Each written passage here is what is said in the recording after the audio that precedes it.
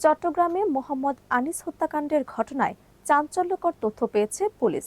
তিনি পেশায় ছিলেন একজন কসাই। হত্যার পর তার মরদেহ 6 টুকরো করে পলিথিনে মোড়ানো হয় এবং নগরের বিভিন্ন খাল এবং নালায় ফেলে দেওয়া হয়। পুলিশ জানায়, 21 জানুয়ারি এক নারী আনিসকে বাসায় ডেকে নিয়ে প্রথমে তার মাথায় আঘাত করেন। পরে আরও দুজনের সহায়তায় তাকে হত্যা করে মরদেহ খণ্ডিত করা হয়। হত্যাকাণ্ডের পর মরদেহের অংশগুলো এক জায়গায় না রেখে বিভিন্ন স্থানে ফেলে দেওয়া হয়। 23 জানুয়ারি শুক্রবার চট্টগ্রাম নগরের বায়েজিদ এলাকার কয়েকটি স্থান থেকে মরদেহের খণ্ডাংশ উদ্ধার করে পুলিশ। উদ্ধার করা দুটি হাত ও পায়ের আঙুলের ছাপের মাধ্যমে নিহতের পরিচয় নিশ্চিত করা হয়।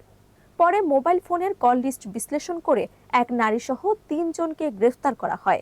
পুলিশ জানায়, গ্রেফতারকৃত নারী বিবাহিত এবং তার সঙ্গে নিহত আনিসের প্রায় 5 বছরের সম্পর্ক ছিল। সম্প্রতি তাদের মধ্যে বিরোধ সৃষ্টি হয়। ওই নারীর দাবি, আনিস তার ছবি ব্যবহার করে তাকে দিনের পর দিন ব্ল্যাকমেইল করছিলেন।